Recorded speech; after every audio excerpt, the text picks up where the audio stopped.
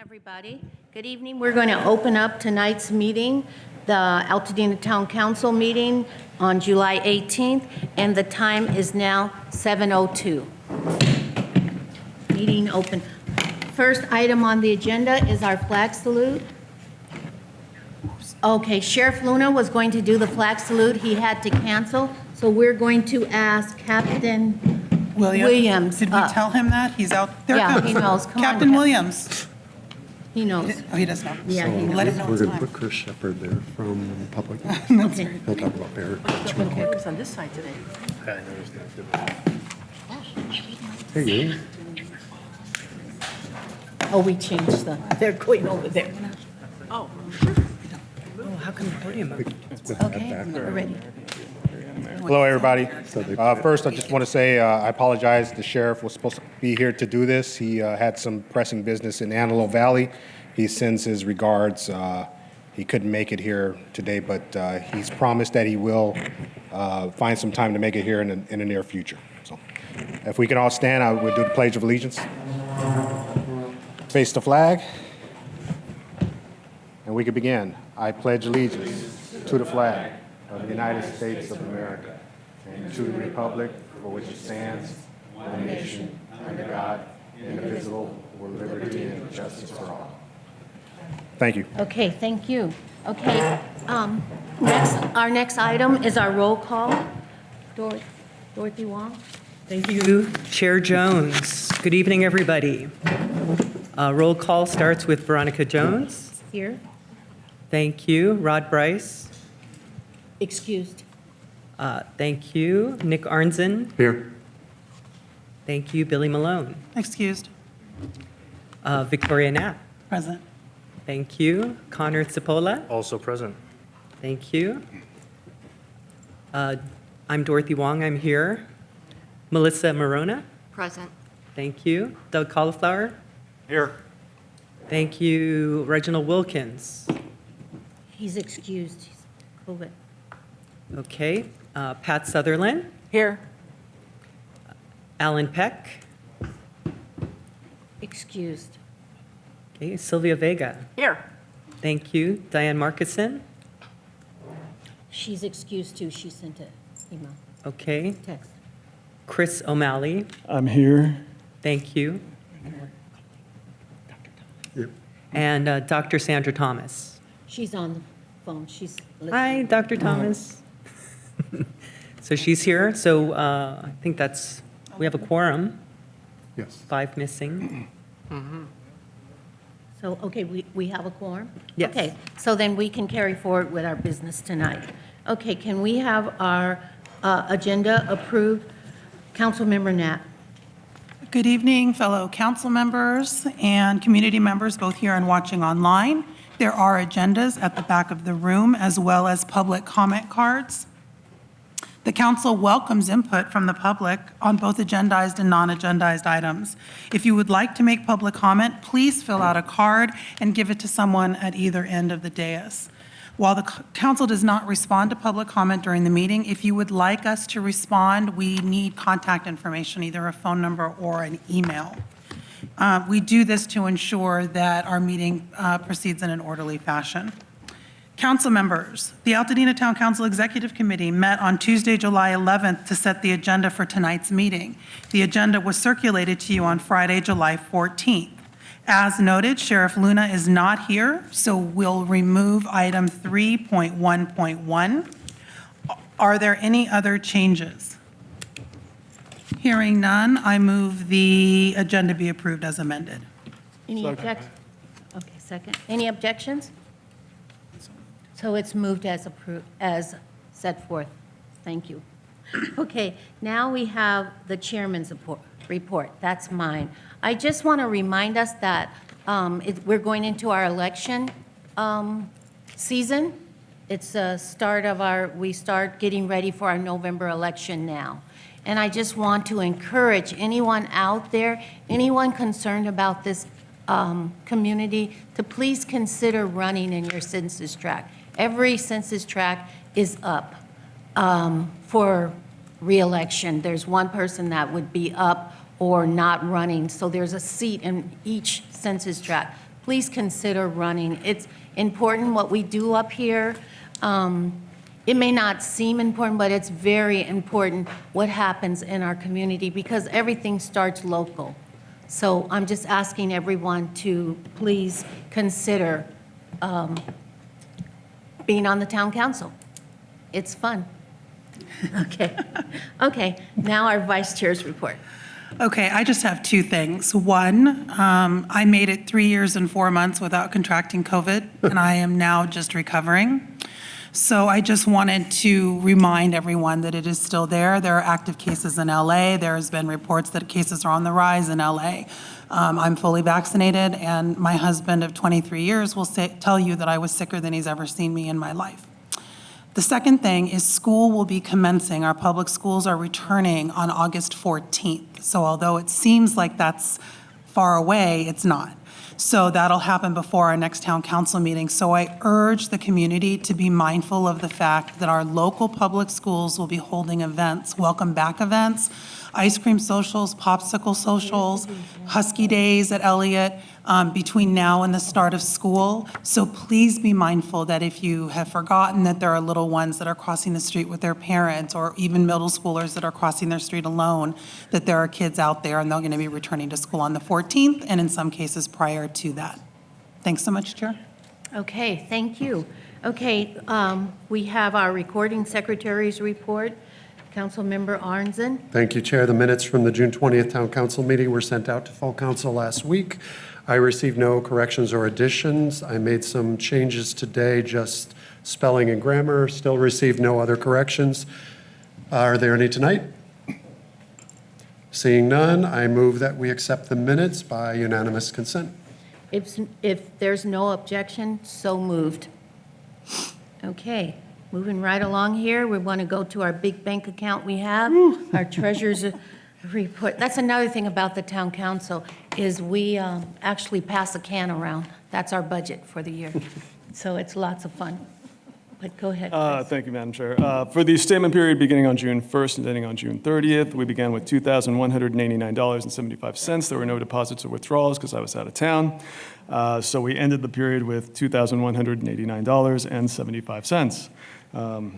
To echo the chair, we are a volunteer organization that depends on the generosity of the Altadena residents to fund whatever we do. So I'm a little old-fashioned here. It's kind of like church, but you get us instead of Jesus. So whoever gets it over on that end, if you could just bring it back up to the dais, I would appreciate it. Thank you. The amazing thing is we get a lot done. We get a lot done with little or no budget. Okay, so we're going to move on to our corresponding secretary's report. Councilmember Wong. Thank you, Chair Jones. Again, good evening, everybody. So we are definitely in the heat of summer. So I have added some information from Ready LA County related to heat. So you can find that on our website under resources. Also, we have a lot of amazing concerts going on, including Parks After Dark, as well as our Rotary Club Farnsworth Park. So hopefully they'll talk about that today, and if not, I'll list that all on the calendar page. You can send any special events coming up. We're going to hear about a lot of them today. And you can send it to Dorothy, DOROTHY.Wong, WONG, at altadenatowncouncil.org. And make sure 6/22 is a big day. We're going to be 7/22. 7/22 is a big day. That's Saturday. We'll be Yes. having a great event here at the community center, and then celebrating the great, dynamic, amazing work of Dr. Sandra Thomas at the Metropolitan Baptist Church. So all that information will be online. I'm sure I've forgotten something because we got so much going on in Altadena. We have a lot going on. Okay, we move right along to our public safety reports. Chris Shepard first. Oh, okay. Can you do that? Oh, absolutely. So I just want to bring up Chris Shepard. Chris Shepard is with Public Works and wants to talk about bear cans for a moment. Thank you, council members. Appreciate the opportunity. Just a quick update on bear carts as a follow-up to my visit last month. Wanted to let you know that the bear cart deliveries are arriving with the waste hauler, so we're starting to get the supply in. We're getting ready to kick off the outreach with notification to the most impacted areas, primarily starting in the Meadows area where there's been a lot of bear activity recently, and then moving on through the bear zone with outreach. We'll be doing next door posts to make everybody aware of the program and how to sign up for a bear cart, and attending events to share a sample of the bear cart so that people can get a look at it and see what it's like and learn how to use it. We have a sample here tonight out in front. I'm here with our waste hauler, UWS, and so you're welcome to come out after the meeting, during the meeting, and play with the bear cart and check it out and see what it's like to use it. We're going to go from there. So we're going to continue the rollout from here, and as the supplies come in, we're going to continue to expand the program and deliver the carts as the supplies come into the waste hauler. So delivery should start by the end of the month, beginning of the next month, in terms of getting them out to people's actual residences. Okay. Any questions? Okay. Thank you. Dorothy? Oh, Dorothy. Oh, okay. Quick of one. course. When is your next showcase? Oh, thank you. Yeah, so besides tonight, we'll be at the Parks After Dark event on Friday at Loma Alta Park. And then on Monday, there's the reading at the library. The readings at the library will be there as well. And then additional Parks After Dark events, and we'll be hosting a special event at Eaton Canyon to be there as well. Okay. And the full list of activities is going to be available on our website, so you can see all of them. Okay. Thank you. Thank you for very being much. here. Okay. Thank you. Get our bear cans. The bears are coming all the way down Lincoln now. You guys know that, right? Down as far as Woodbury. Yeah. So, okay, we're going to move right on to our Altadena Sheriff's Station. Captain Jabari Williams. You know, it's a good idea if you just bring up your staff with you too, so we get to see them. Okay. So, Madam Chair, I did ask for Oh, the privilege, yeah. and you did say You yes, did. so I I'm did here. say yes. So as the captain comes up, the Rotary Club of Altadena is one of the sponsors for the August 1st event for National Nights Out. And so instead of just giving the captain a check somewhere, we thought we would do it here. We were trying to do it with the sheriff, too. So Doug, if you would come up so you can be in a picture. So we do invite everyone out to National Nights Out, because it's not just Rotary Club, it's just not just the Sheriff's Station, it's all of us. So please do that. And they are going to have the bear can at our concert in August, the first Saturday in August also for the concert. So, oh, there you go, sir. Look at that. We're How much taking a is that picture. Come on, you check? guys, get out. Dion, get in here. You need the large check. Oh, I know, that's the best we could get. Thank you. Thank you. Thank you. Thank you. And I'm just going to put a plug in for Rotary. Rotary is amazing. I mean, they are behind the scenes, in front of the scenes, and all around with their service to our community. Thank you, Rotary. Okay, Captain. Thank you. Again, thank you, Rotary Club, for the donation. Like we did last, first I'd like to apologize again for the sheriff not being in attendance. Like we did last meeting, I brought some of our personnel, just the regular line deputies, just to stand here so the community can see and the town council can see who we have here patrolling. I have here with me Deputy Glacia and Deputy Zamora, and of course the Lieutenant Petit. Glacia and Zamora, they work the early morning hours. They start their shift around 9 or 10 o'clock at night and finish, if they're lucky, around 6 in the morning. So they're the ones that patrol and watch over us while we're sleeping. And for those of us that have worked early morning hour shifts, there are a lot of us that never get used to it, and they've been doing it for a while. So thank you, guys.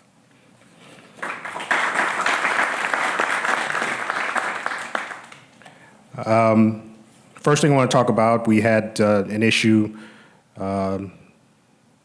earlier this month with a hiker, missing hiker, and it's been an issue going on for a while. I just like to urge all that will listen, you have to be careful when you do go hiking, especially now with the weather. Do things like let people know where you are, try to hike with a partner, and please stay on the trails as best you can. We do have a search and rescue team. They do a very good job of going out to find missing and hurt hikers. There have been some incidents recently where there are people that, like right now, there's still a hiker missing from, just been missing since yesterday. Luckily, it's not in Altadena, but we send people over to that hiking area to find them. So be very careful with hiking along the trails. And also, when you do park in the parking lots or along the trails, you do need to be careful where you park, first of all. Some places where people are parking, you're not allowed to park there. We will be enforcing parking along those areas. And also, please keep watch over your property, because people do break into cars when people are out on their hikes. I'm happy to announce that we've partnered with the Altadena Chamber of Commerce to do a business watch meeting. It's like a community meeting here at the community center.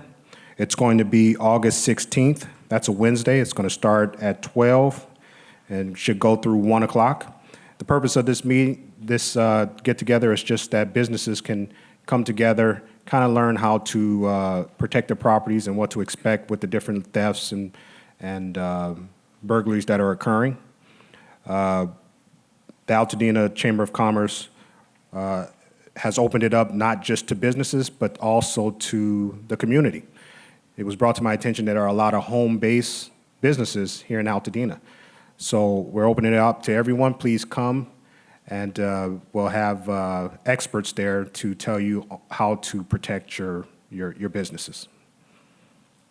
Again, that's August 16th. That's a Wednesday. Starts at 1. It'll be here at the community center. There's been some mail theft on the rise. Please be cognizant of that. If you do notice your mail being stolen, please report it. We've been hearing of people's mail being stolen and are not reporting it. We need those reports to come in so that we can send it to the proper authorities to investigate that. It's not that big of an issue here in Altadena. It is going along countywide, but there have been some incidents here in Altadena of mail theft. National Night Out, we talked about it. That's going to be August 1st here at Farnsworth Park. Last year was a very nice event. We're looking forward to another nice event this year. Come on out. We'll have some free food, some games, and you get to meet and talk to law enforcement, firefighters, and different pillars of the community. We're still looking for explorers and volunteers. If you're interested, please contact us at the station. And then I'd like to finish with one thing I'm very happy about. We've partnered with regional planning for a program called SAFE. That's SAAFE. That stands for Safe Alcohol and Food Establishments. It's a program, it's a pilot program, usually for stations or areas in south part of the county. I asked if Altadena can be included, and they're in the process of getting us approved, but all signs lead to us being part of that program.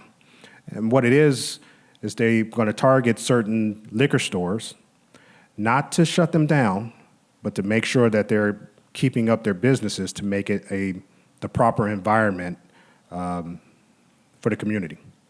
So examples, if they're not keeping their business looking the way it's supposed to, if they're letting people hang out, loitering, if they're selling things to people that they're not supposed to, all of those things are being checked. They will be warned, and if they don't straighten up, the business could lose their liquor license. So again, they're not trying to shut the business down, but if you take away the liquor license, that could, show some type of corrective action to where they can straighten up and look how they're supposed to look. Again, that's the SAFE program. I'm hoping that will start hopefully next month if we're approved for the program, but there's been a lot of indication that we will be. Other than that, that's all I have unless there's any questions. Yes? Captain, just the time of National Night Out, it starts at? Oh, I'm sorry, it starts at 5 p.m., should run through 7 p.m. So we can do land use and BM? Okay, good. Yes, sir. Captain, can you give us an update on the hiker? Do you have any news on the hiker from a few weeks ago? I don't have any news that I can share. I know that someone was recovered. We believe it is the hiker. However, it's not our investigation. It is an LAPD investigation, and they have not authorized us to release information. You said LAPD? LAPD, yes. Okay. They are still in the process of trying to identify the hiker. And the recovery was a body? It was. Thank you. And also, just to say his name out loud, Charles Towns, and we're assuming that you will let us know of anything that you hear. No? Yes. Of course, the Department of Justice still doing the investigation. As soon as I hear anything, I'll let you guys know. Thank you. Yes. Was there any further information on what happened up in the Meadows, that incident that happened? I think it was a month before last, someone was shot. Where was it? Not in the Meadows, up in Lavinia. Oh, that was a while ago. No further information on that. Homicide is still investigating it, and they have not given me more information. Okay, Yes. okay. Any other further questions? If people have mail theft they want to report just to the main Altadena station number, would that be appropriate? Yes, call us out. We'll come to your residence, or if you want to come to the station, we'll take the report just the same. Yeah, we're continuing to have weekly mail theft, and so I'm trying to encourage the Meadows residents to go Yes, ahead. please. I understand some people may think it's not that big of a crime, but we need those reports. Okay, Yes. thank you. Yes, the number is 626-798-1131. Okay, Dorothy?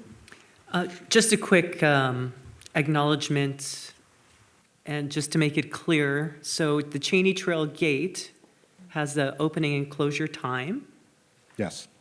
So can you just briefly speak what happens on your end? So the Cheney Trail Gate has a closing time, I believe, of 8 o'clock. There's some arrangements been made with the Sheriff's Department that we go up and we close the gate at that time, and then in the mornings, we come and open it up. I understand there are people with access other than the Sheriff's Department with keys to the gate. Sometimes they'll open up and leave it open. If that does happen, please call us, and we will come in and close the gate. Thank you. You're welcome. I have one more. You usually give us the percentage of aggravated assaults or anything? Do you have- Yes. So I don't have it, but I know. Our aggravated assaults are up 10% for this month. Normally in the past, we've had more domestic violence incidents than others. However, for the last month, we had about 9 aggravated assaults incidents. 5 of them were not domestic violence incidents. So our detectives are investigating those crimes. We did make a few arrests for some of them, but that is still an issue with it being up 10%. Our property crimes are still down. They're down 14%. That's a great thing. Our catalytic converter thefts for last month have decreased dramatically. However, just last week, we had a spike in catalytic converter thefts. So please do what you can. Park your cars in your garage if you can. Park it in your driveway in a lit area, and do things you can to protect your catalytic converter, like get a cage around it or get it etched. Our next etching event was going to be scheduled for this month. We had to cancel it due to some different programs, but hopefully by September, we'll have an etching event. No more questions? Okay. I just want to say, I really appreciate what you're doing and what's going on, especially in my census tract. But I noticed one night I came home late, there's a whole different community of people that hang out at Figueroa and Lincoln at night that I've never seen before. And 2 women were at each other. And I was really surprised that. So I'm just asking for, even late at night, if we could get the same kind of service we get during the day. That would be great. There are 2 deputies close by that heard you loud and clear. Okay, okay, because I had never seen that, and I was like, wow, what, but thank you, Yes. thank you. Captain, I got Glazier and Zamora. What's the third deputy with you? This is Lieutenant Batee. Can you tell us who's who? Oh, Petit. Okay, Lieutenant Batee is my operations lieutenant. He is the second in command at the station. If I were to go down, he would step in my place. Deputy Zamora works early mornings patrol, and then Deputy Iglesias works early morning Iglesias. patrols. Okay. All right. He does a thank very you. good Yoda impression, but we won't we won't have him do that today. So. Now we have to hear. Parks After Dark, he can do it. All right. Thank you very much. Thank you. All right. And I'm looking forward to that the SAFE program. Okay, can we have our California Highway Patrol Officer Keller, Boyd? Yeah, I think one of them has given up on us, right? He doesn't come anymore. I don't think he gave up on us, but he doesn't want us to sit on that. Really cool one, yeah. Good evening, council members, members of the community. I'm Officer Keller out of the California Highway Patrol Altadena office. With me, I have Officer Bay. He's from the Altadena office as well. We are part of the COPS team, and we serve the communities that is within our area. For the month of June, the traffic report is as followed. There were 8 injury collisions, 4 hit and runs, 13 property damage only collisions, and 1 traffic collision with a driver under the influence investigation, a total of 26. There was a vehicle versus pedestrian collision that occurred on Canyon Crest and Clover Hill. It did have minor injuries and the party was transported. It did occur during the hours of darkness, but there were streetlights. A couple notes I have for you guys this evening. We'll be in attendance at National Night Out, so we hope to see you all there. Invite friends, family, come get information, ask questions. We'll have vehicles, maybe motorcycles for you to check out, the kids to look at and touch and even sit on. Our office does a car seat installation event every Wednesday. You can bring your cars in. We will inspect or assist you in installing the car seat. These are by appointment. To schedule an appointment, you will call our office. The number is 626-296-8100. And you'll just request a car seat installation slot, and we'll give you available dates, and we'll assist you as best we can. This month, we have been addressing multiple traffic complaints that we have received from members of the community along Altadena, Alta Loma, Lincoln, Lake. So we've been writing a significant amount of citations to speeders, cell phone users, as well as people not wearing their seatbelts. We continue doing special enforcement units on the I-210 corridor, where we're looking for commercial violations, as well as highway violence activities. In the canyon areas, as the sheriffs have been doing, we are starting to enforce parking violations, more so on the west side up Angeles Crest, Angeles Forest, Big Tahunga, Little Tahunga, Lopez Canyon, and Kegel Canyon. So please be aware of where you're parking if you're going to be out hiking. There's usually signs posted when you first start heading up the canyon on what's allowed and what's not allowed. As always, we're hiring. If you know family, friends, or neighbors that have interest in joining law enforcement, we ask you to inform them to visit CHP Made for More or join CHP 1000 to get information on joining the Highway Patrol. As a safety message, as temperatures increase, we remind everyone to drink plenty of water and stay hydrated and be aware of heat exhaustion symptoms. Look for new headaches, feeling sick or lethargic, dizziness. Drink water as much as you can. And that's all I have for you tonight, unless there are any questions. Victoria. Hi. Will you please let everyone know what COP stands for? Okay. Officer Bay? Okay. So COPS is an acronym that we have for the Highway Patrol. It means Community-Oriented Policing Service. So we are here to help the community. We're here for education purposes, enforcement purposes, and everything else that that umbrella covers. And then my second question is, how far out are you scheduling the car seat installation or inspection? Like if there's a parent that, do they need to be, is it like a month out or you're not that far out? I know So you were the cars, sorry to interrupt. The car seats are every Wednesday. They're from the morning time, so usually around 8 a.m. all the way to around 12 in the afternoon. So within those time slots, we have around 30 minutes for each appointment. So if for whatever reason, if one Wednesday is more busy than the other, then they'll say that, hey, maybe the following week or the week after. So Officer Keller and myself, we're both technicians, so we're very busy on Wednesdays. So you might see me tomorrow if you guys have an appointment tomorrow. But to my knowledge, I don't know how far out, but we can kind of get that information for you. Any other questions? Okay.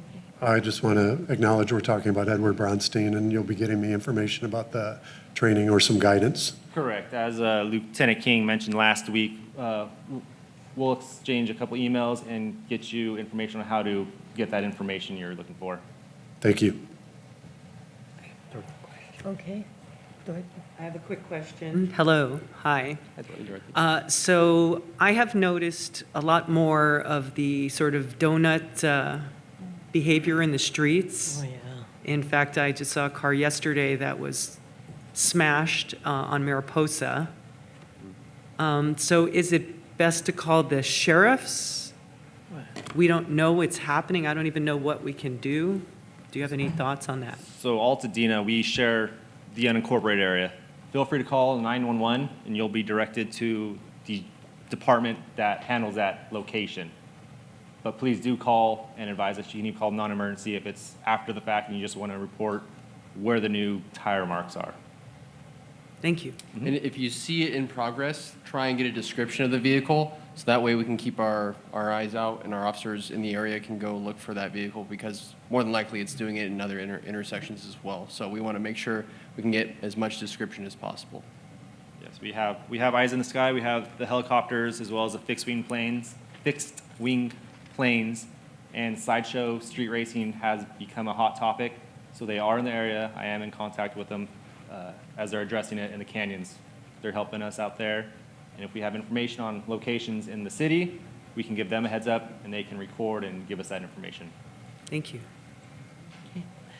I have a question. I'm noticing a lot of those little, they almost have like a lawnmower motor on them, and the little scooters on the street. There's a lot more of them. I mean, there are groups of them that go. Are those legal on the street?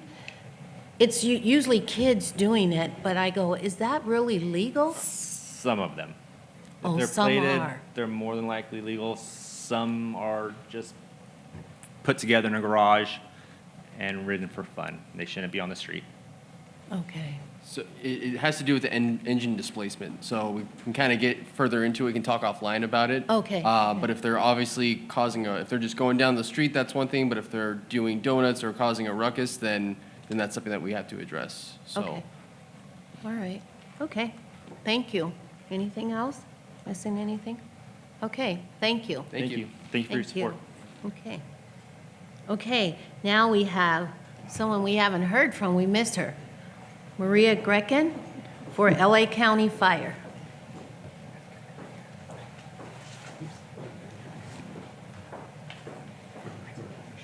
I do have to take a vacation every now and then. Good to be back. I missed you all as well. For the month of June, we had a total of 353 responses in Altadena. 292 of those were medical calls, and we transported 223 of those patients. We had 4 fires. We had a pole fire at Windsor and Mountain View. We had a I'm just going to tell you exactly how it appeared on the report. Yeah. At Woodbury and Lincoln, a small fire in clothing being dragged by a person walking on the street. So that's the first time I've seen something like that. We had a cooking fire and then a trash fire. And then we had 7 instances of power lines down or arcing wires, those hazardous conditions at various locations. We had 8 traffic collisions that were reported to you with their locations. And our safety tip of the month, CHP stole my thunder. And he's happy about that. Again, it is hot out there, and it's just going to get hotter. So stay hydrated. He said, drink a lot of water. I'm going to echo that. Drink a lot of water. Drink 2 to 4 glasses of water each hour during extreme heat. Wear appropriate clothing that's lightweight, loose-fitting, light-colored. Wear sunscreen, SPF 15 or higher. Engage in outdoor activities before noon or after dusk. And when working or exercising outdoors, pace yourself and make sure that you rest and find a shady area to rest in. So those are all the stats and the tips.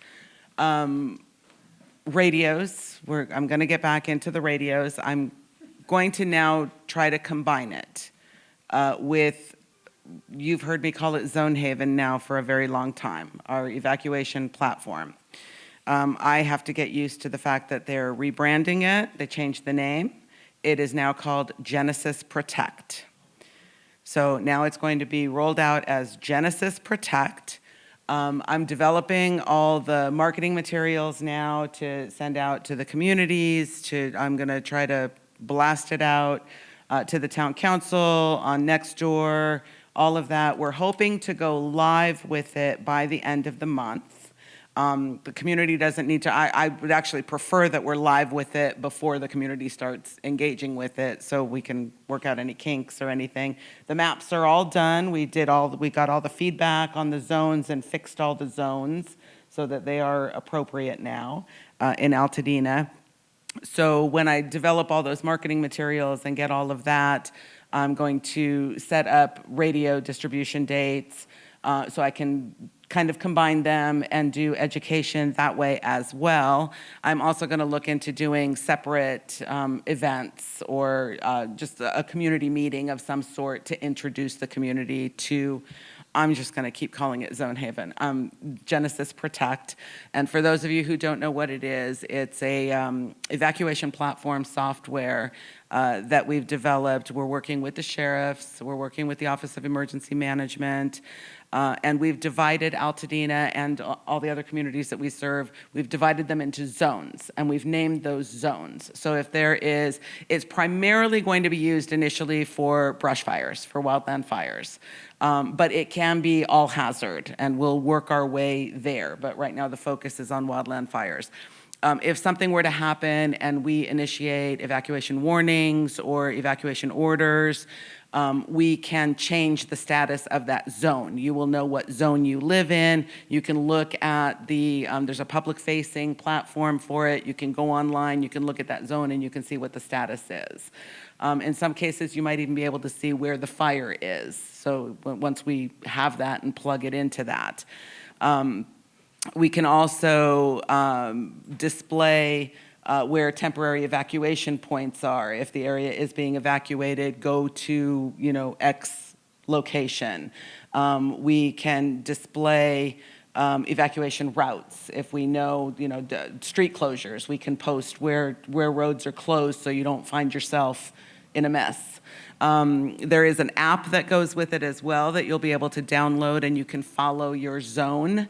And then your phone will tell you if the status of your zone has changed. It won't tell you how it's changed. You'll then have to log into the system and see how it's changed, but it will give you an alert that it has changed, so go look at it. We also can use it, there's another, like an advisory status. So we have, shelter in place status, we have evacuation warning, evacuation order, we have normal, and then there's an advisory status, which we will probably use at times if there is a brush fire somewhere. So the zone that brush fire is closest to, we may turn that zone into an advisory status. just for the purposes of letting the public know, we know that there's a fire, we're working on it, no structures are threatened, there's no, cause for alarm, so that the residents can relax a little bit. So it's just advising that, yes, it's out there, and then just stay vigilant about finding out, if it's growing or what it's doing. So it's going to be a really good tool. The best part about this tool is that the sheriff's and the fire department and the Office of Emergency Management and you as residents, we're all looking at the same maps. So if we say it's in the Meadows zone, everybody's got the same boundary for that zone. So everybody knows the same information. So it was a way to get everybody on the same page, literally. So that's what's coming. And hopefully I'll have even more information next month on that and the rollout of it. Any questions? No. Any, oh. Just a quick question. Thank you for all that amazing information. I'm excited to see the evacuation zones and all this stuff come together. What are you going to be doing at National Night Out? We're just going to be there. The engine company will be there. We'll be supporting, mingling. So we will definitely be at National Night Out. I won't be able to do the radios at National Night Out, only because I think that I'm going to be spreading myself a little bit thin. And last year, I did devote the entire National Night Out here at the expense of other communities that I serve as well. So I think I'm going to have to clone myself. No worries. Thank you. Thank you, Maria. I just want to emphasize when she says drink water, I just experience we had with my granddaughter just on Sunday. We had been out all day and they carry their water bottles with them. She got in the car and collapsed. She got in the car, she was dehydrated, and it took her a day and a half to recover. Yeah. It took her, when so it gets- it's real, when it and gets there was. hot, it's really important to just keep Yeah, drinking and a she lot was of water. okay, she seemed fine, we got in the car, and she just collapsed. So I just want to say, it is important to drink our water, even when we think we're not thirsty, we need to keep drinking, it's hot out there. So, yeah, but thank you. And your body will tell you when you need that water, because if you drink a lot of water and you're not getting rid of it, your body needs it. Okay. If you're getting rid of it very quickly and, always having to go to the bathroom, you're probably okay on water. But a lot of people, can drink a lot of water and not have to go to the bathroom, and that's your body needing it. Need it, okay. Yeah. All right, thank you. Okay. Thank you very much. Okay, we're going to move along now. We have our special presentations. And we're going to have street vendors, James Dragan, is that right, Dragan? From Public Health. Did I say your last name right? You didn't? I think, but I go by Dragan. Oh, okay. My dad probably said Dragan. I covered myself. Okay. Oh, we need to move? Oh.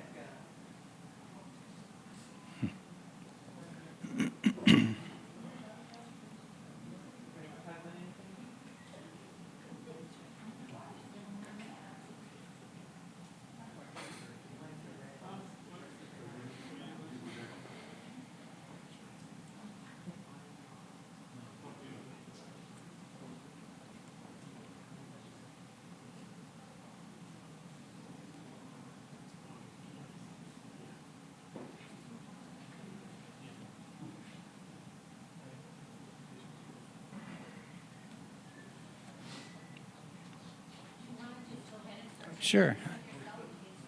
Oh, sure. And if it doesn't come up, I can just go through the slides right here and talk about it.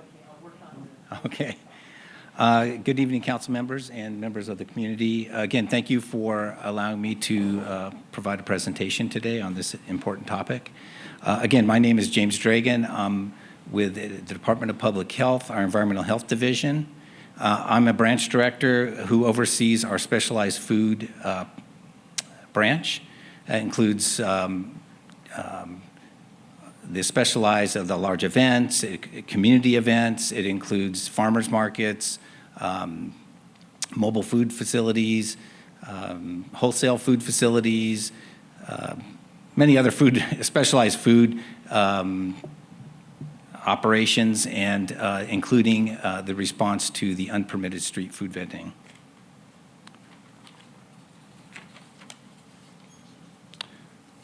So I'll just get started. I'll start by talking about some changes in the state law that, oh, okay, great.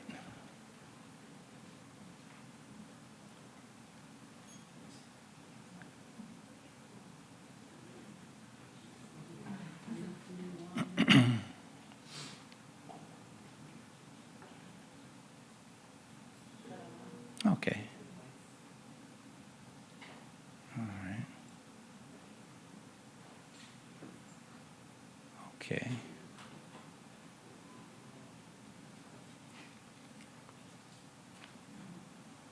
Okay, so if we can go to that next slide. Okay, so the agenda, I wanted to talk about a couple state laws that has had an impact on sidewalk vending and more specifically food street vending. A little bit about our enforcement activities countywide as well as here in Altadena, and challenges that we have faced and are facing currently, and what we're doing currently right now toward street vending response.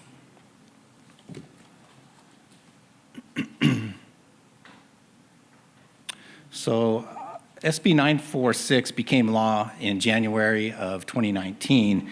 This law defined what a street vendor was and included both merchandise and food vendors. This step began the decriminalization of sidewalk vendor activity by decriminalizing the act of vending from a public sidewalk. This is more about time and place that a vendor can actually sell their product. This state law allows cities and counties to adopt their own sidewalk vending ordinances, but does set limits on the local jurisdiction on what they can use as penalties. If a county or city adopts a local sidewalk vending ordinance, the restrictions must be directly related to health, safety, and welfare concern. SB 946 does allow local jurisdictions to restrict vendor activity around certified farmers markets, swap meets, and special events. Enforcement is limited to administrative fines and does include an ability to pay component, which means they have to take into consideration the violator's ability to pay the fine.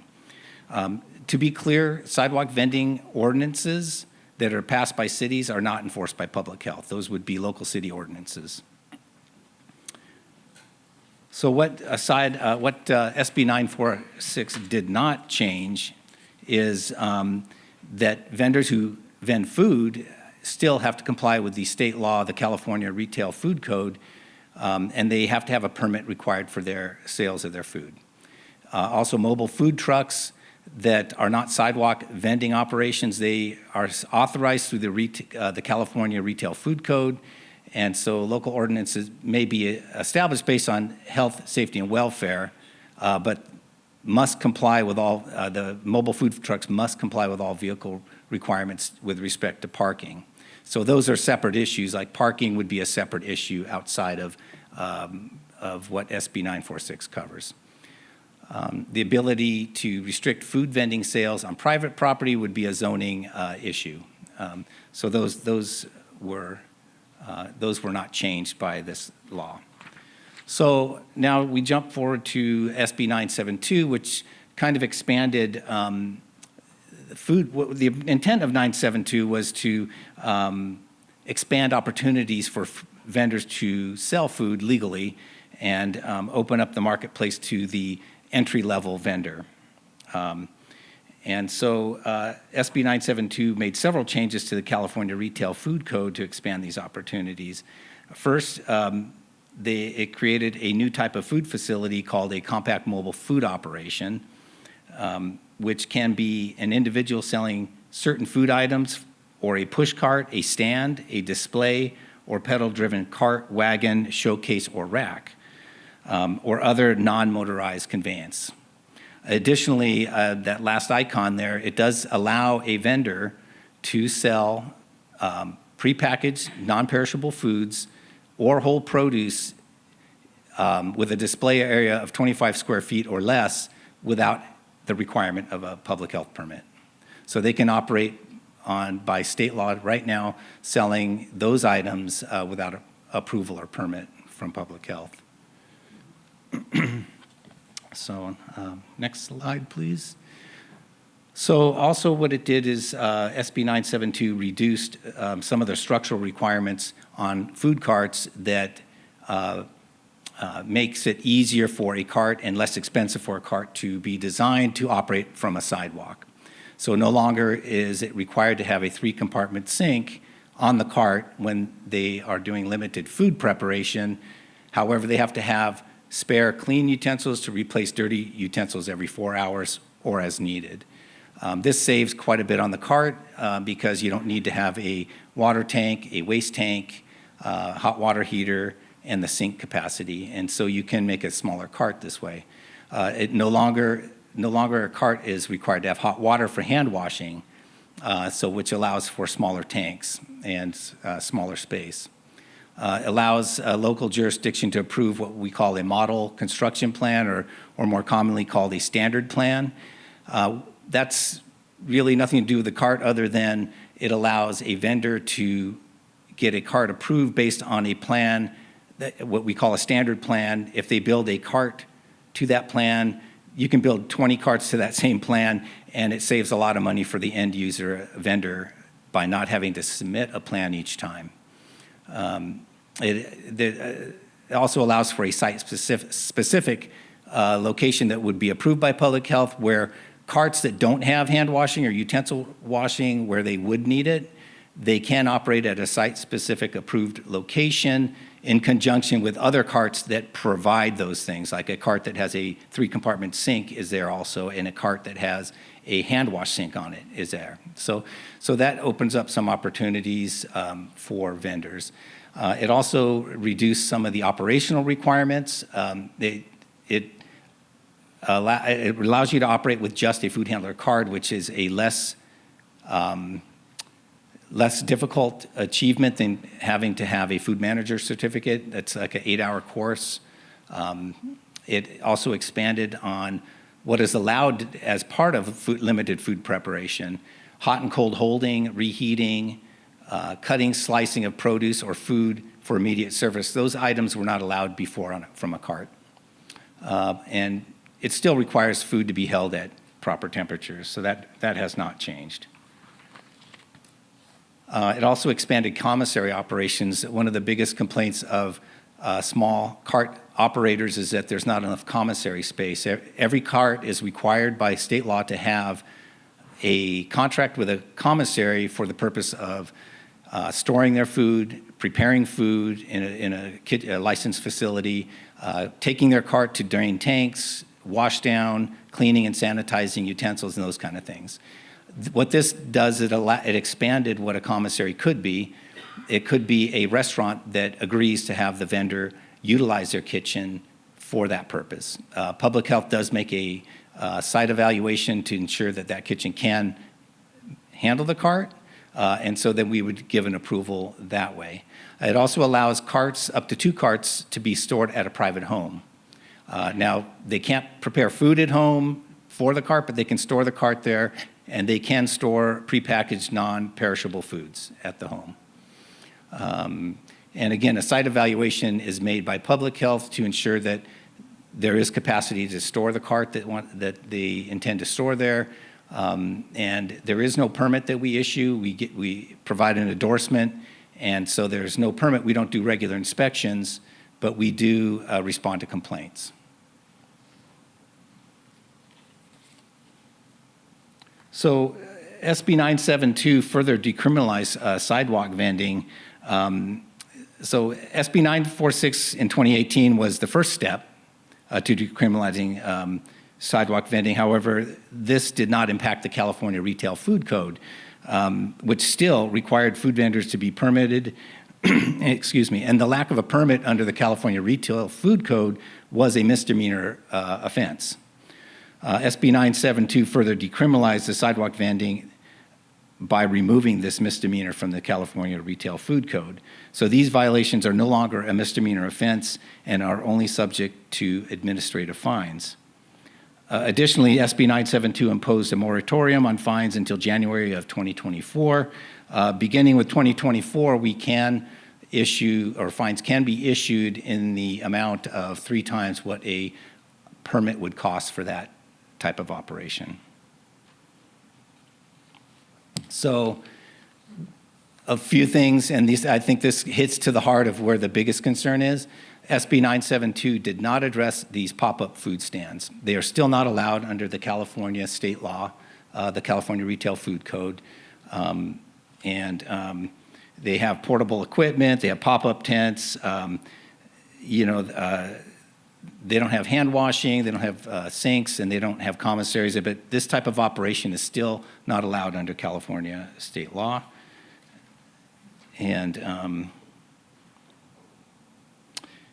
just to note, these pop-ups represent a public health threat that we're certainly concerned about, and the types of food being prepared, it's a lack of compliance with conditions that are necessary to maintain public health and safety for the food. So, I mean, a possible solution to some of these types of pop-up style restaurants is operation at an established, approved community event. However, these are limited to 25 days within a 90-day period. We typically see these, it could be a 3-day event, a 1-day event, and all of these events, it's allowed under state health and safety code, and public health does approve these. We accept applications, we review it. They must have a organizer that provides the infrastructure to support the food safety, such as if they need utensil sinks, they need to have restrooms available, those kinds of things, the support. And then each food vendor can operate from a food booth that's approved by us in a safe manner. You might see these at farmers markets as an example. The certified farmers markets, and then there's a community event that surrounds it. It could be a 3-day event or a 1-day event, a taste of Altadena or a taste of whatever city. So there's all kinds of events that we approve.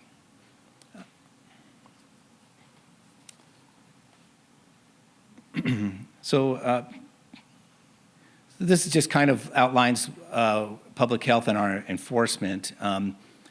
Food sales need to comply with California Retail Food Code. It's a state law. A public health permit is required for most food operations, and we put that word "most" in there because things such as the food stand that sells non-perishable prepackaged food of 25 square feet or less, does not require a public health permit.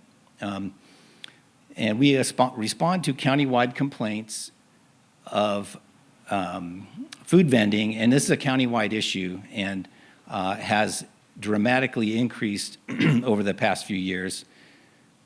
In every community. It's in cities and county unincorporated areas. Our focus is primarily on the large pop-up food operations. And I put a note there that when we respond to these events, we are required to have law enforcement, whether that's sheriff or the local city law enforcement with us to keep the peace, because we've had a number of safety concerns with our inspectors being threatened and being attacked when we go out and address these food vending operations. Education has been our primary focus since SB 972. Every time we go out, we provide them information on how they can actually sell food legally, how they can get a permit, and we also give them outreach on what we're writing up on their notice and why. However, enforcement is currently limited to the disposal of food that we consider adulterated. Any food that's produced outside of a permitted facility is considered adulterated by definition. And additionally, a lot of times there's the food temperatures are incorrect. They don't have access to hand wash sinks, restrooms, and those sorts of things. And we issue an inspection report to that operator. So in Altadena, in 2023, since January, we've been coming to Altadena based on complaints at least once a month. And I think there's probably 2 or 3 main vendors that we've run into. I'm sure there's more if I talk to my team, but I think there's about 3 main operations that we see, but it hasn't had an impact, as you well know. And so we decided in June to try to go consecutive days, dumping their food and going through that process in hopes that they would move. And yes, it didn't have an impact, unfortunately. So we tried that in June. Outreach, every time, like I say, every time we go out, we provide outreach. I think our Department of Economic Opportunity has also come out and provided outreach. I wasn't present, but my understanding is that they did come out to talk to vendors in certain corridors, I think, where we're having the main issue. And so, yes, that's what we've done here in Altadena. I know we've gone previous years, but I think 2023, we probably had more complaints than previous years. And again, our complaints have increased countywide dramatically. So there's been an escalation of harassing activities that are directed at our environmental health inspectors when they're performing their investigations of the unpermitted food vending in the county. One incident in particular in which verbal threats were made to our inspector prompted the local law enforcement officers who assisted public health that night. They reviewed the video posted by the harasser, and they moved to file a report for felony criminal threats and intent to terrorize. So those are kind of things, and unfortunately our inspectors, almost every night they go out to investigate these, they do run across the harassment, not just of the vendors, but of the people who support the vendors, the customers, and the public walking by. So it's a difficult task, and so we've had increased threats. There's been, like I said, a dramatic increase in unpermitted vending countywide. That's all cities, well, most cities, county unincorporated areas. We've worked with a lot of different jurisdictions to respond to complaints, and we're limited in resources to investigate the complaints, as well as limited to enforcement tools, as mentioned, with the changes in state law. So our enforcement tools are limited, and our resources to respond to the complaints is very limited. So as... Okay. But can we get, so we can have some questions now, just in the interest of time, we Sure. need to just speed it up. and Because I I'm do- sure there's lots of questions. Right. And I sent you a set of questions. Yes. I reviewed some of those questions today, and I just do want to mention that right now, public health is we're taking a pause on our response to street vending activities to have discussions with our county council and law enforcement on how we can make this safer for our employees, and also how can we be more impactful when we do these investigations. Okay. All right, thank you. Okay, I see, Sylvia, you have a question? Still here? Is the SAFE program that you mentioned earlier, that you mentioned food, is this tie in at all to what's going on with public health? It is not. Okay. Okay, I just heard food and I thought maybe, if there was any alignment between what you're doing to help with that and this.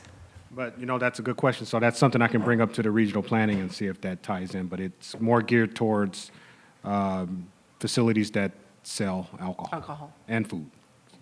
Okay. I was just hoping the food was, Yeah.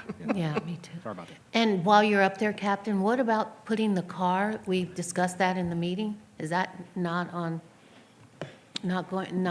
option? Yeah, that is an option. We are still discussing it amongst ourselves because putting a car there, we don't believe will deter people from buying the tacos or buying the food because they don't think it's illegal. And then also, they may think that it's a place where law enforcement is going to eat the food.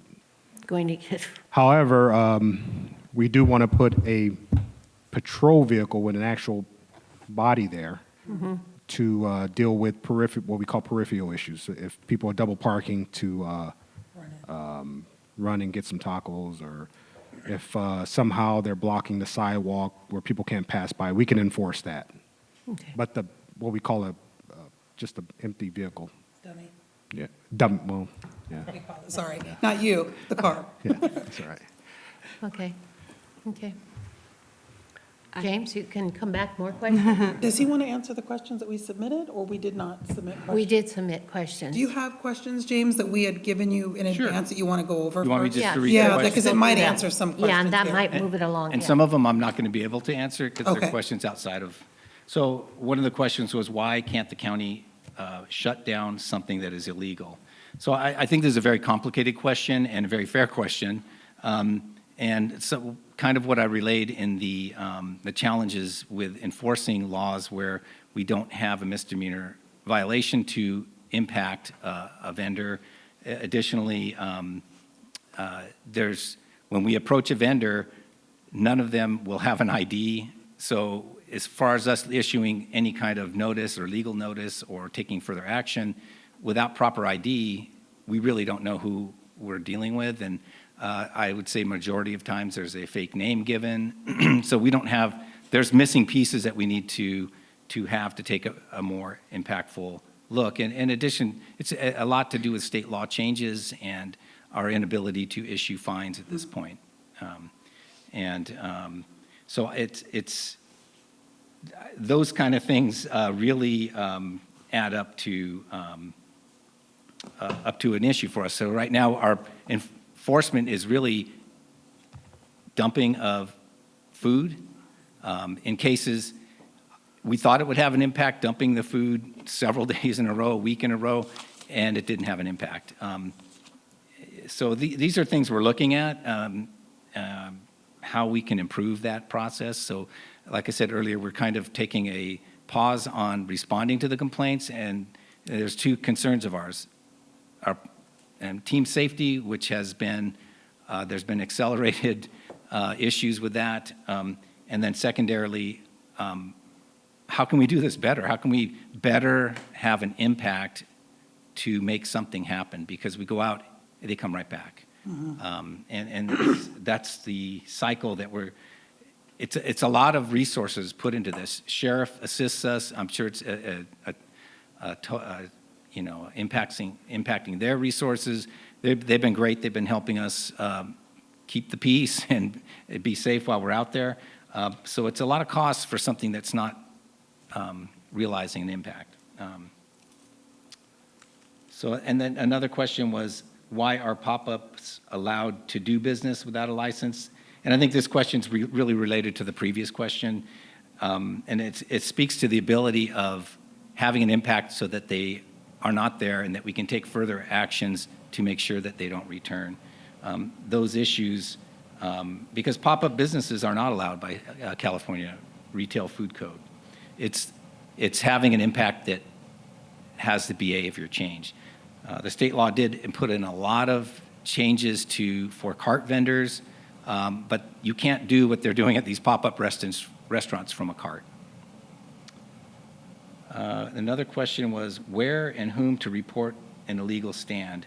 So I would say continue to report unpermitted food stands to Public Health, our Environmental Health Division. I can provide this follow-up with an email with the information, but you can call our mobile food program at 626-430-5500. And they also have an email that they monitor daily. It's a program email, and it's ehvip@ph.lacounty.gov. And additionally, we have a general customer call center that you can call anytime with any complaint for public health, for Environmental Health Division, and they will forward that complaint to our mobile food program, and I can give you that number.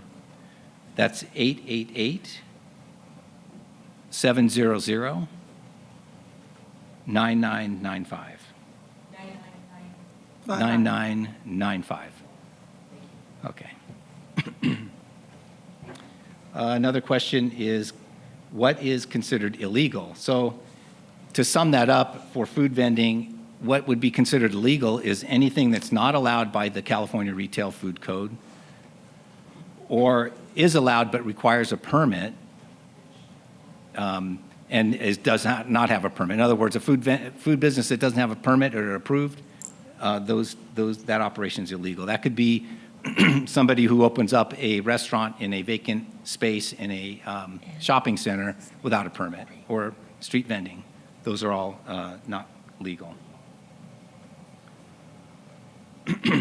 Excuse me. I didn't drink enough water today. Yeah, you should drink your water. But I think that what we need to do now is kind of maybe even just have a meeting on vendor, pop-up taco stands.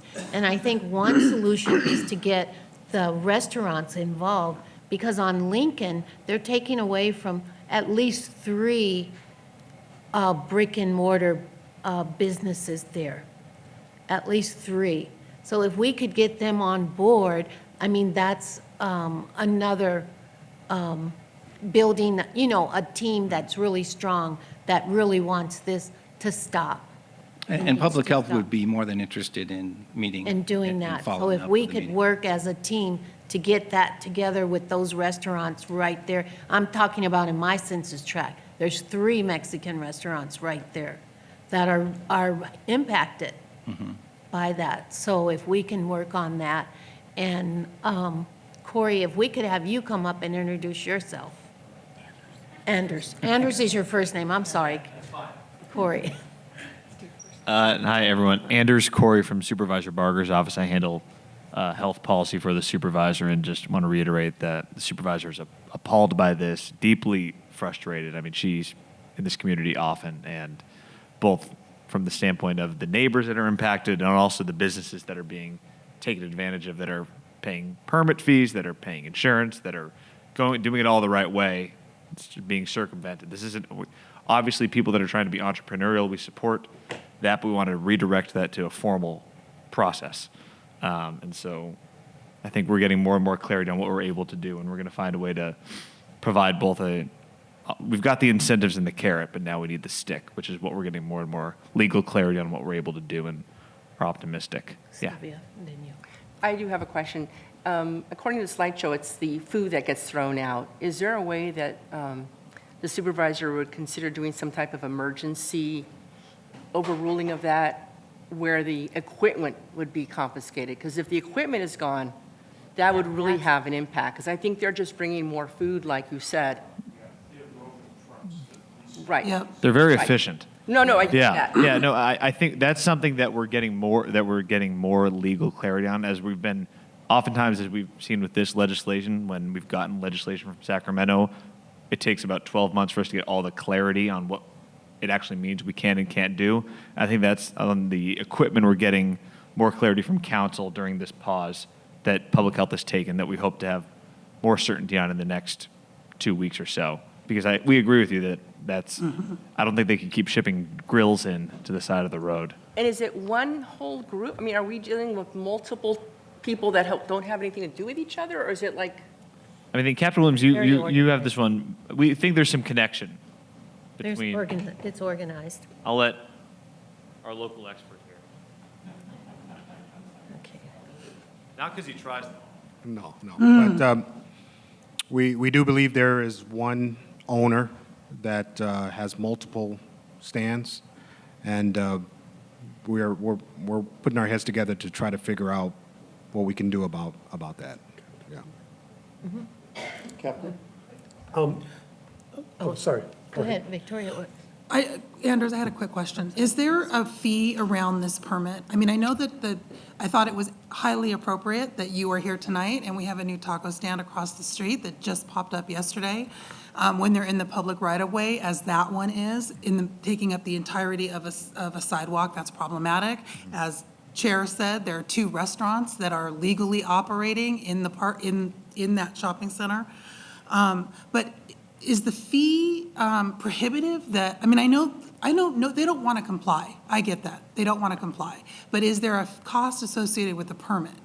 For these types of food vendors, the state still does not have any permit structure that allows them. They can't, the scope that they're operating at with the massive grills and tables, there is no permit structure for an operation like that. The state does not allow that. And if we were going to do an event that allowed them to operate at a, whatever, grocery outlet parking lot or the farmer's market or whatever, is there, for that temporary permit, is there a fee? Yes. Public Health does charge a fee for each temporary food facility. We review the application, we do the inspection to make sure they're complying with what's on their application, as well as there's a fee for the organizer who's organizing the entire event. Okay. But if that, and if they're amicable to that, if you find that the vendors are amicable to relocating to a different location in other parts of the county, it's been our experience that they haven't been amicable to that because they're making money where they are. Yeah. But if they were responsive to that, wanted to do it, we'd work with you to cover the fee. Okay. Go ahead, Nick. Okay, Nick.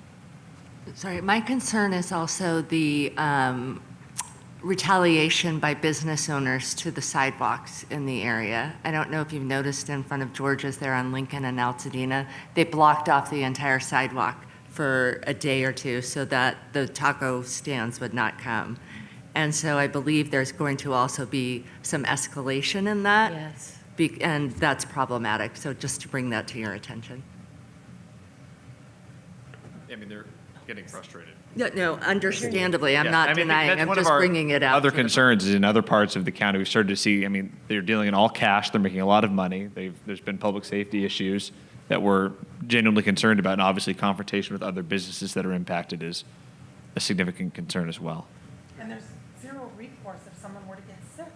I mean, we don't know who they are, we don't know where they've come from, there's no recourse. So if you get, a whole slew of folks that have, get food poisoning because of the unsafe food handling, then there's zero recourse there too. Yeah. Starting January 1st, 2024, you gain the ability to give out administrative fines in the amount of 3 times the permitting fee. But we don't have a permitting fee under the current guidelines. And not for taco For these stands. operations. Right, so I mean, yeah, there is that clause in the state law, but again, this type of pop-up restaurant is not allowed under state law. So even on So- January 1st, you can't give a fine because we don't have a base fee Well, to that- base the fine on.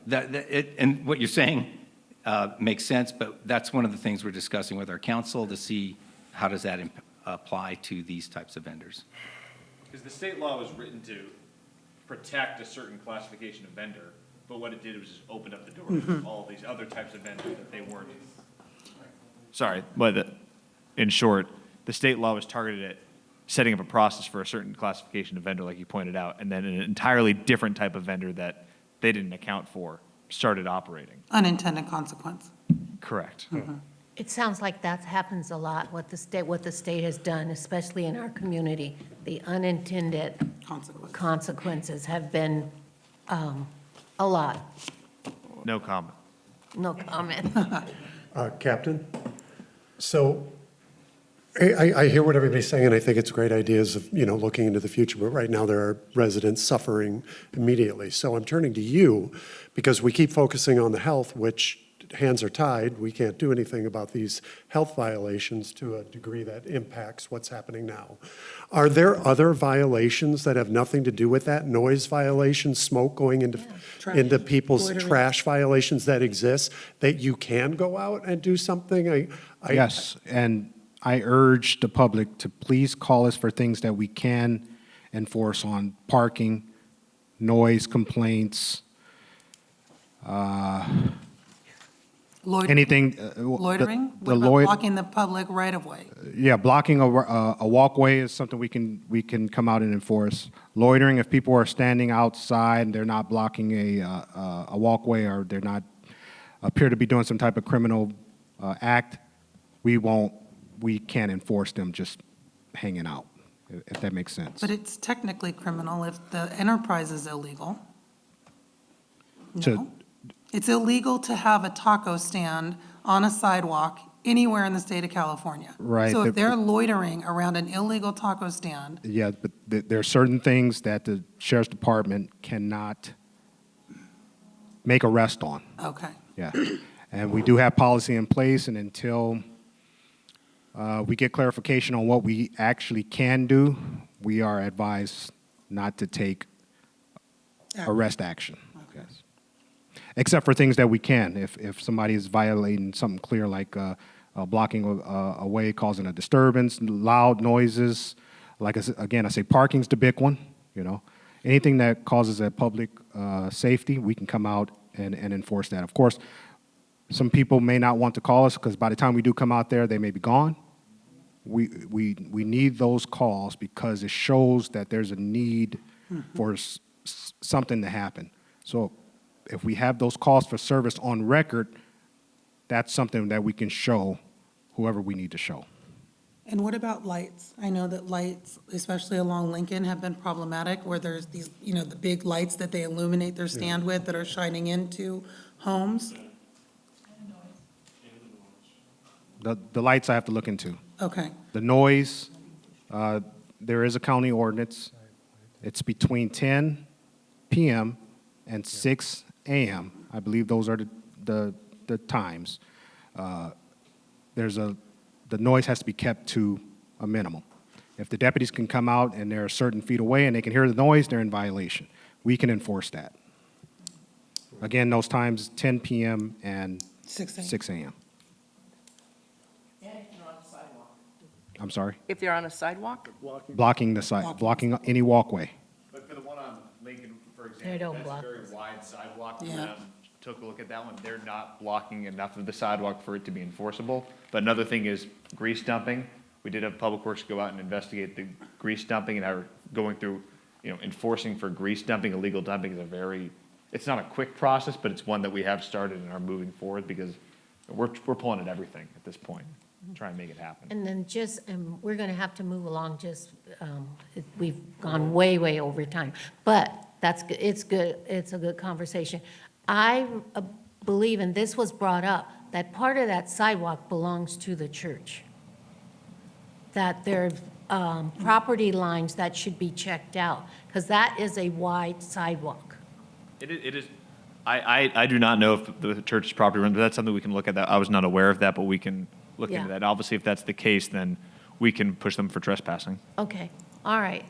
We can enforce trespassing, right, Captain? Okay. Okay, we can do that. They definitely will. Yeah. Okay, so we're gonna, go ahead, Ro. And whatever business this is or It's the First businesses, AME please Church. put I a mean, letter on file with the minute. station. We can enforce if they have a letter, we call a trespass letter on file. Okay. Did you have something real quick?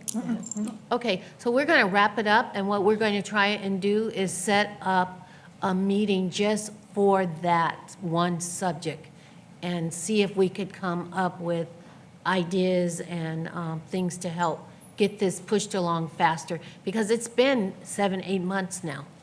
Yeah, ever since January. It's been a long time. So, okay, and we appreciate We your appreciate support. it. Yeah, thank you, okay.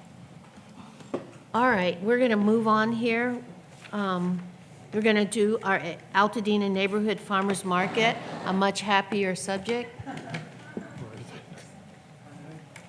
which is permitted and legal.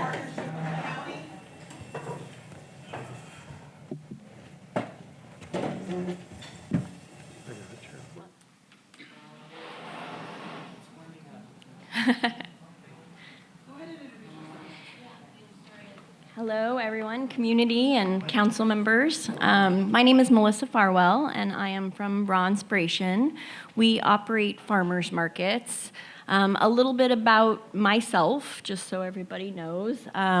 I grew up in the San Gabriel Valley. I've lived in Pasadena, South Pasadena, Altadena for like 10 years.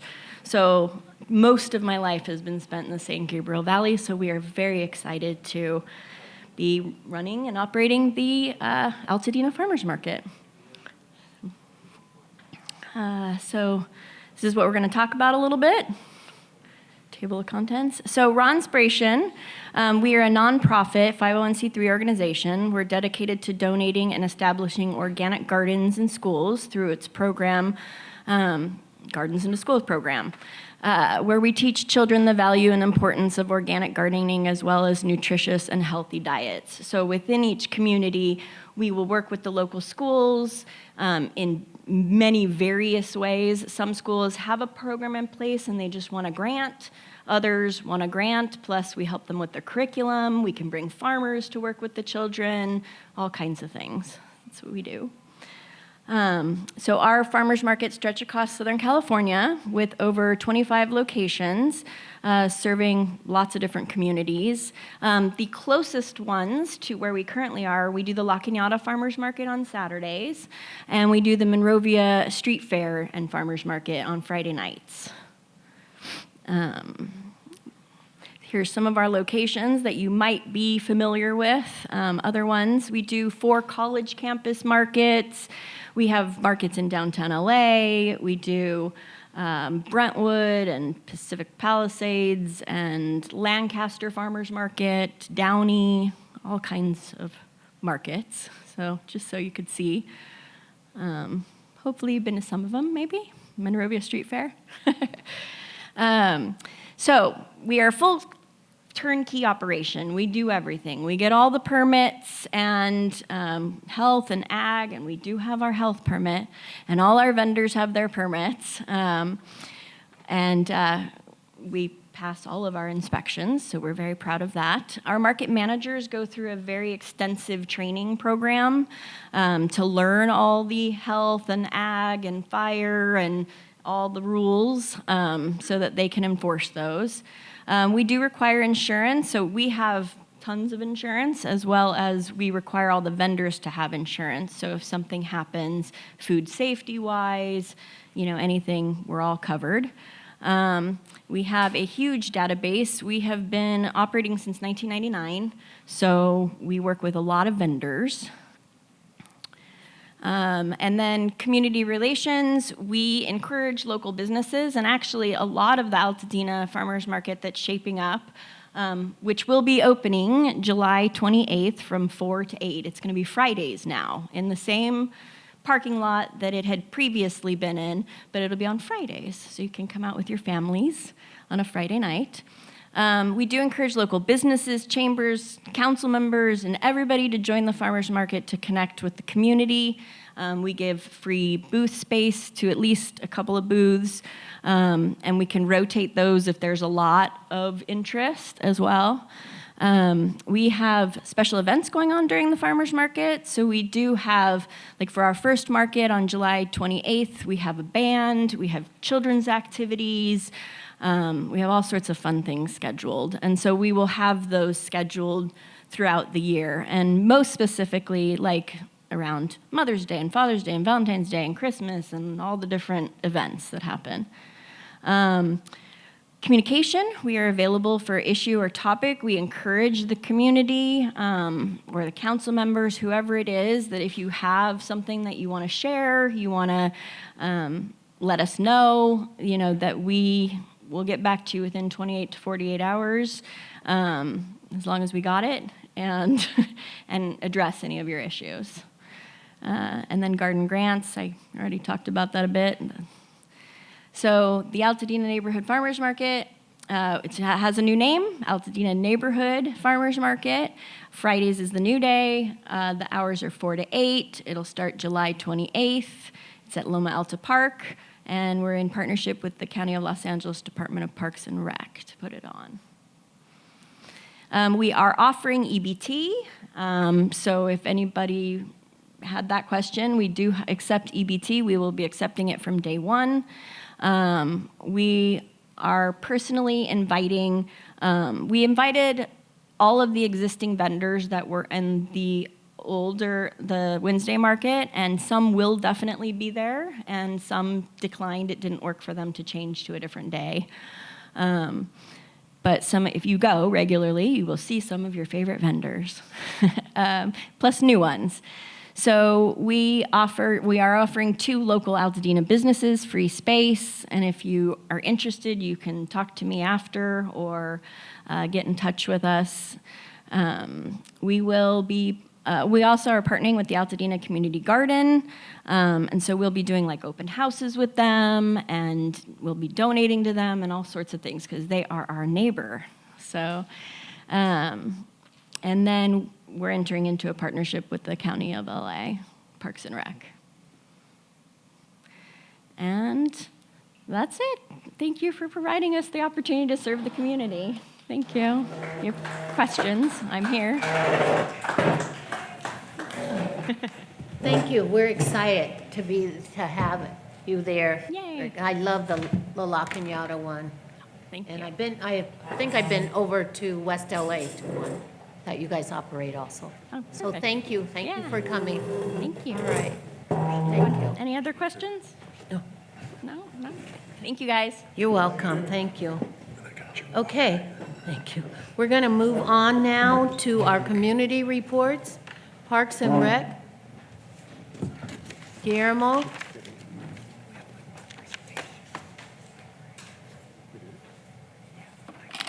Hey, everybody. So just to kind of give you a couple of updates, one of the little bit bad news is we are going to be closing our gym for the month of September. So just be aware we're going to be resurfacing the gym.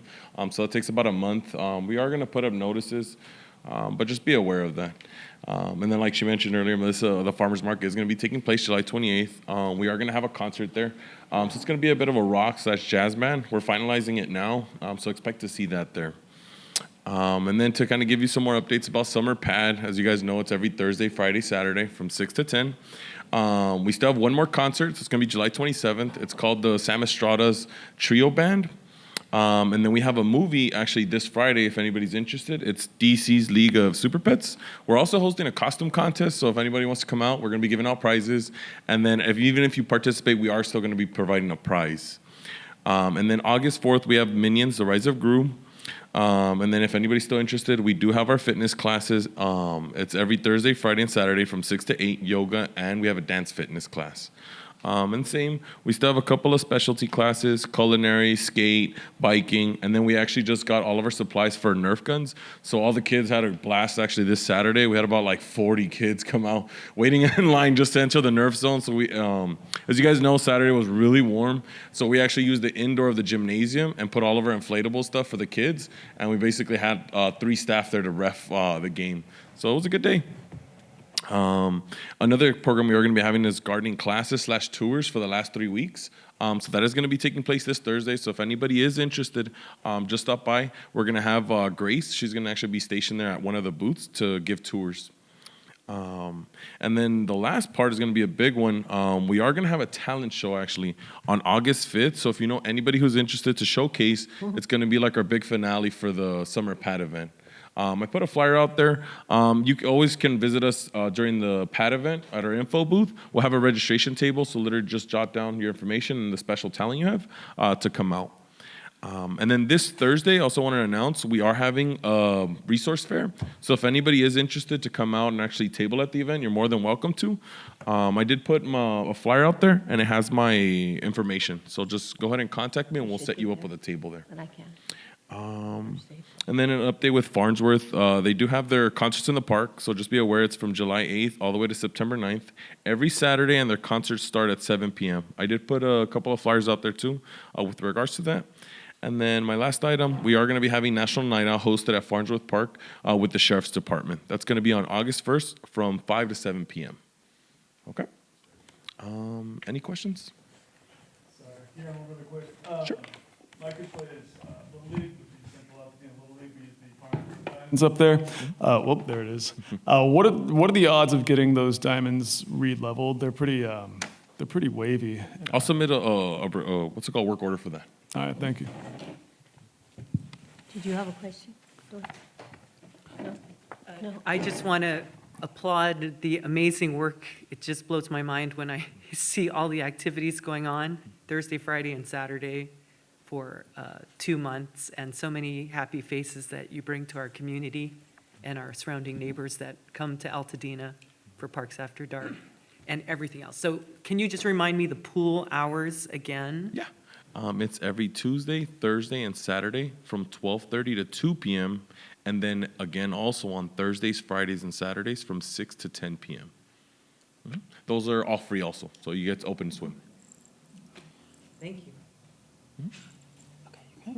I just wanted to thank you, and if you could pass along the thanks to the aquatics group that the novice water polo on Tuesdays, Thursdays, and Saturday nights has been great. So very, very happy. And just so you understand, the Blair pools, which are public high schools, are out of commission. So their water polo team has been unable to practice this summer at all. So almost the entire team has been coming up to those practices. So it has filled a huge need because the PCC pools are also out of commission and PHS pools were just refurbished. So thank you, thank you, thank you, because it gave these kids a place to practice over the summer. Absolutely. Yeah. Good. Anyone else? Okay, thank you. You guys do an amazing job. I appreciate it. Thank you. Okay, let's go. This is another favorite of mine, our library. Yay, I'll try to be fast. I know it's been a long meeting, everyone. So I did want to start out by thanking Dr. Sandra Thomas for her amazing service to the Altadena community. What an inspiration, community builder, and wonderful person to know and call my friend. She'll be greatly missed, and we wish her a safe move and beautiful next adventure with her family in Kansas. I just wanted to say that tonight. As usual, we're hiring. I feel like I'm a HR recruiter more than a library director sometimes, but we have reposted the adult services manager position. We're really hoping to hire a great person for this role. It's very important to our management team, so please spread the word. We're also hiring an information technology specialist and continue to hire library aides, which is our entry-level position. Visit our website for more information. I am happy to share that thankfully the ball is rolling on the conditional use permit process. We're working with a newly assigned planner. Thank you to Supervisor Barger for making that happen, who is reviewing the Bob Lucas plans. We will plan to bring this to the Land Use Committee soon. Once all of the work for the CUP is completed, we're hoping in October. Everyone cross your fingers, please. We will be able to put the bid out with the design. We also continue to work on the main library design with our architectural team. Amazingly, the community focus group that we put together has been doing that for 2.5 years now, which is kind of crazy. So we're going to look at reaching out to all the people that are on that team, or that group, I should say. We have representatives from Town Council, Altadena Historical, Altadena Heritage, some community at large members, both of our support groups with the library, to see if the people that are serving would like to continue to do so.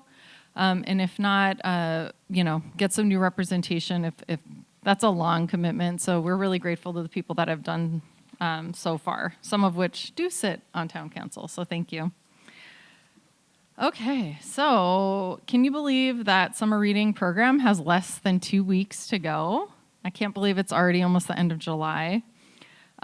We have reached, it ends Monday, July 31st, which is less than 2 weeks from now. I'm happy to share that we've completed 80% of our community reading goal, which was 250,000 minutes. That means the community as a whole has gone in and registered over 200,000 minutes read. We have close to 500 participants. That doesn't mean you can't still sign up, so please do if you haven't. And we have many amazing programs to go through for the next 2 weeks, basically. And so next slide. One of those programs is coming next Monday, July 24th. We're having our first ever indie author night. So you can come and meet local authors and hear about their latest works. This is something that we've decided is going to be a recurring event because we had an overwhelming number of people reach out that wanted to participate. And I think we're featuring 4 or 5, something like that. So we're going to continue to take submissions, and I encourage everyone to show up on Monday night at 5 o'clock at Main Library to meet some local authors. So in terms of art, I'm really proud of the art curation team that we have. They continue to curate such amazing exhibits throughout the library. In July and August at the Main Library in the community room, you can check out the solo show of Anna Marini Genzen's work. And then out in the reading court, we have a separate exhibit, which is Christy Hickman's Bee Sip, which is native bee conservation and photography. So I highly recommend you come take a look. A lot of times we're featuring local artists. But again, that team is like constantly putting up some great stuff. So some of the wonderful programs coming up include just this week on Thursday, we're at the Bob Lucas Library at 3:30. We're going to have Native American Dance and Culture with Ben Hale. And this coming Saturday, which I know we've already heard about a lot of programs going on, at 11 o'clock at the Main Library, we're going to have Makoto Taiko, the Japanese taiko drumming ensemble. So come check that out. In addition to that, we also will have one of our favorite programs of the kiddos. I know Victoria's son has participated in this in the past, which is the Stuffed Animal Sleepover. What that means is the kids come on Friday the 28th at 5 p.m. They do a little story time. They drop off their stuffed animal who spends the night at the library having lots of fun. We take really great pictures of all the partying that the animals do overnight. And then Saturday morning, they come at 10 a.m., enjoy a breakfast, and pick up their stuffed animals, where I believe they also are given pictures of all the fun that their stuffed animals had. So spread the word for kids that you think might be interested. There's also going to be on Saturday the 29th at 12, Intro to the Music of Fanzine with Daryl Gooson of Razor Cake. I looked up what that is. It's a long paragraph, so check it out on the events page. So crazy enough, yes, the end of summer program is in about a week and a half. On Friday, July 28th from 6:30 to 10 at the Main Library, we're going to be doing a screening of School of Rock, which will start at 7:30. Free popcorn snacks, a photo booth, and we'll also have the Fender Play Foundation instruments. We had these things donated to us by Fender that are part of our Fab Lab. So come check it out. And if you've never seen School of Rock, shame on you. It's a really good movie. So come check it out. So before I see you again, we also have several literary-focused programs that I really quickly touch on. In coordination with our Poets Laureate, we're offering on Monday, July 31st from 6 to 8, Mujer Peligroso, Life and Work of Tatiana de la Fierro. So again, this was put together with our Poets Laureate. Come check that out. In addition, Friday, August 11th from 7 to 9. I honestly can't believe I'm even talking about August already, but the Alta Arts Collective Mixer, which is a reception for Altadena artists. Come hang out and meet some local artists. On the 12th of August from 10 to 1, Women Who Submit Literary Program. That will be at the Bob Lucas Library. And then on Monday, August 14th, Altadena Moms, a consciousness-raising group at the Main Library from 6 to 7:30. And then although it's already been promoted quite a bit tonight, every Saturday in July, August, and September, we have partnered with the Rotary Club to offer the concerts at the park. So we're one of the gold sponsors of that event. We always have the Curiosity Connection out there, so you can come out, meet our staff, learn more about the things that we're doing. Admission is free, and I did want to give a shameless plug to one of our previous employees whose band is playing this Saturday, the 22nd. Their band is called Mighty Love. They were awesome at Second Saturday this past spring, so hope to see you there because I'll be there as well. And I'm happy to answer any questions you might have.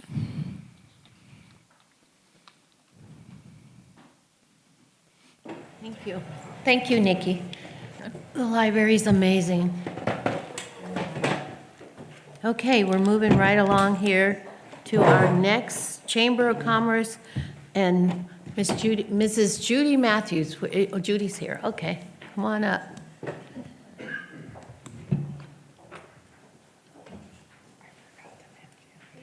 everyone. Hope you're enjoying this wonderful hot weather. Altadena Chamber of Commerce and Civic Association is excited to announce upcoming events and meetings for July and August, and we have invited you to get involved again. The Chamber's 2023 Legislative and Government Affairs Speaker Series with Congresswoman Judy Chu addressing her economic priorities is August 30th from 4 to 5 p.m. at the Altadena Town and Country Club. This event is free for Chamber members and it's $20 for non-members. California State Treasurer Fiona Ma is joining the speakers series with a virtual presentation on August 9th. In addition to the speaker series, Altadena Sheriff's Station, in partnership with the Altadena Chamber of Commerce, is hoping of hosting a business watch meeting. So there's no need for me to go any further in that because you heard that this evening. For more information, including the multi-chamber luau, I hope some of you will go. It's a total of 10 chambers involved. And the Meadows Estate Vineyard and Winery wine tasting and mixer will be at the Altadena Town and Country Club. But all of this information you can find on the website. Okay, thank you very much. That was quick. Thank you. Thank you. Let's move on to our committee reports. No, did I skip some? Oh, I'm sorry, Pat. Okay. No. Do you want to go to the podium? No, Okay. I'll just stay right here. Okay. It's shorter than walking to the podium. This, I think, will be the last time that I talk about what's going to be happening at the 20th anniversary celebration for this particular building. Due to some unforeseen circumstances, the date that we were supposed to have 2 weeks ago didn't happen, obviously. However, this Saturday from 2 to 4, we really are going to have the celebration. We better be because I already ordered the umbrellas, so we want to use them. We are really very lucky that we have this center to use. So you are all cordially invited to, by the organizations that have offices in this building, to join us on Saturday from 2 to 4. Listen to some music, have some snacks, and enjoy getting a dose of Altadena. Thank you, Pat. And just to highlight, Michael Higgins will be there with a jazz band this Saturday, 2 to 4. And I'm ordering, along with Doug, the refreshments, so you know they'll be good, so come. So, okay, so we're going to move right along now to our committee reports. And we have our chair, not chair, oh yeah, he's chair of the Communications Committee, Nick Arnzen. Thank you. I'll just be quick. I just want to remind the council we're finishing up those surveys by the end of the month. I'd rather hear complaints or challenges to the survey prior to it being finished than after. So I've been reminding you for about 3 months to look at those surveys. They're in your hands. If you don't have it, let me know and I'll get it to you. That's it. Thank you, Chair. Thank you. Okay. Now we have Safe Streets. Dorothy Wong. Hi, thank you, Chair Jones. So the Safe Streets Committee meets the fourth Thursday of each month. So our next meeting, we're meeting virtually right now, but there's more a motivation to get us back to meeting in person. But we meet via Zoom, and you can go on the Altadena Town Council website, Safe Streets, to sign up for the next meeting. And at that meeting, we will be having LA County Public Works further discussing as the paint is making its way to the roadway from our traffic safety directive from Supervisor Barger. So it has been really amazing to see crosswalks and a variety of things that can help prevent traffic injury and death in our community. So with that said, I won't go into detail. We will be highlighting it at the Safe Streets meeting next week. And kudos to Odyssey School and the residents who also have been working on traffic safety measures along Palm Street near Fair Oaks. And we will be seeing a four-way stop and a couple of four-way stops. So thank you so much to LA County Public Works. Also, we just finished, or the county has just finished the first phase of the update of the bicycle master plan. So that's phase one, where the community across Los Angeles County has given input. So thanks to everyone who gave input, and it's just the beginning. So stay tuned for more. Which one? Oh. And just as we talk about our streets and our roadways, I just wanted to mention, also I forgot to mention at the beginning, but the LA County Homeless Authority gave their report for the 2023 Greater LA Homeless Count, and numbers have gone up. I don't have the specific number in front of me for Altadena, but the biggest shift of people experiencing homelessness has been unsheltered. And so stay tuned. I'll post that also on our website. And I guess I'm going to stop talking now. Yeah, okay, thank you. Thank you. Okay. And I just want to say, we're going to be doing a tribute. Nikki, I wanted to invite you to say what you said if you want it recorded for Dr. Thomas. We're going to do it immediately after the thing, and we're going to get through that. Okay, now we have our general public comment. I have 3 public comment cards. Let me know if you're still here. Is Mark Mariscal still here? I think he left. Okay, so I'm just going to give this to Chair so you can follow up on that. And then I have Bobby Thompson and Jeannie Thompson, if you wanted to come forward. Could I have them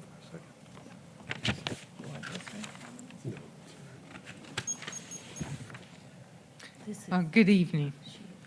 I'm here to continue to protest the illegal taco stand that is operating on Lincoln between Ventura and West Mountain View, 7 days a week, 4 to 1 a.m. My neighbors, including the church, and I are being negatively impacted every evening for 9 hours. Bright lights, traffic, generator noise, customer noise, smoke, and unpleasant smells. We've lost our peace of mind, our sense of safety, our normal way of life, and the potential lowering of our property values. This is our 10th month, and we are frustrated and angry that SB 972 and SB 946 has disrupted our lives. We are hardworking taxpayers, and the stand is probably not paying any taxes, so our taxes are going to pay our elected representatives to make laws that disrupt our livelihood. Pretty bizarre, don't you think? Because these laws seem to protect the illegal vendors, our local authorities have been hogtied and cannot really do anything to help us. We must now start to engage our state representatives who allowed these laws to pass without considering the impact on any community. I will be putting my frustration and anger into getting these laws amended so that my neighborhood and other areas can be normal again. If this was your street, what would you do? Thank you. I'll make my comment real quick. I appreciate the town council, the questions that you guys were asking about the pop-up taco stands. I appreciate that. At least I know we're kind of coming together and everybody's understanding what we're going through. And I always says, whatever happens on the west side of Altadena eventually will happen on the east side of Altadena. The group homes, the liquor stores, all that stuff back in the day, it happened. So we got to get rid of these taco stands. I'd like to give you an instant. Sunday, the church across the street from me, they had a big old function. So they had the parking lot full, both sides of the streets was full. You know that tacos van actually rode on the sidewalk and unloaded his equipment and his food? I called the sheriffs, but they came too late. They had already finished and they were gone. But like I said before, I appreciate you guys' concern. Because you're in 4601, 4602, 4610, we're all Altadenians. It's not just your census tract that's going to be affected. And sooner or later, you're going to ask 4610 to come and help you guys do whatever you have to do. So please, stay in contact, stay engaged, and let's get rid of these taco stands. I'm going to invite you to come back to the town council. We'll talk. And we have one, whoops, sorry. Okay. Okay. Go ahead. And we have one comment that was submitted via email, which we usually don't read, but I will on this occasion, that came in from Claire Robinson. Claire asked that we look into requesting that the county provide a mental health support team to help us in Altadena in cases where a person is experiencing a mental breakdown. And so Chair Jones reached back out to her and is going to have a conversation with her and with county about how we can possibly facilitate that. Yeah, I think it's needed when people are walking down the street with clothes on fire, dragging clothes on fire, right? Okay, let's move on to our census tract reports. 4601. 4601. I want to make the community aware of what Public Works has let us know, that the pavement resurfacing project that was scheduled to begin yesterday, July 17th, on Altadena Drive between Allen Avenue and Canyon Close Road has been delayed due to some unforeseen circumstances. Public Works is working to reschedule the start of construction as soon as possible. And this project is still planned to begin during the 2023 paving season. Public Works will share more information on the revised schedule for this project when it is available. They'll also provide additional notification mailers to residents, like they did for this past one, prior to the scheduled start of construction. And you can find more information on the website or reach out to us and we'll put you in touch with them. Thank you. Okay, thank you. 4602. Thank you, Chair. I think we're already done. I was just going to remind what's already been reminded a number of times, the community center anniversary on Saturday. Doug, did they miss anything with the concerts? I don't think so. Okay, we're all set. No. Thank you. Okay, 4603.01. Thank you, Chair Jones. Let's see. So I think I mentioned a little bit in the Safe Streets meeting, but residents in 460301/4600302/4602 just be on the lookout for striping and paving, and Canyon Crest Road will also be getting a road reconditioning happening from the hairpin up to Canyon Dell. So we are going on a walk audit. If anyone would like to join us, we're also doing another walk audit at Cheney Trail in Loma Alta on Monday, July 24th at 8 a.m. If anyone wants to join us, message myself or Melissa. And I personally want to thank the hard work of the vendors, the market, and the volunteers of the Altadena Farmers Market that has been in existence for a long time in our community. We're looking forward to Melissa and the neighborhood market, and we cannot forget how our community came together during COVID, feeding the community, and the market is doing an online version at Pizza Venice right now. So thank you, thank you, thank you. Okay, thank you. Okay, we just want to make a quick reminder. Go ahead. Just so the council knows, the recordings for Dr. Thomas will be happening in the conference room, so we can have a clear without noise. Yes, and one other announcement. I hope to see all you guys on Saturday here at 2 o'clock, okay, to rejoice about this wonderful building we're in. So, okay, can I have a motion for adjournment? I motion. Second? Okay, we are adjourned. Thank you. So anybody who wants to follow me in the conference room, I'll get Yeah, if you want to do it.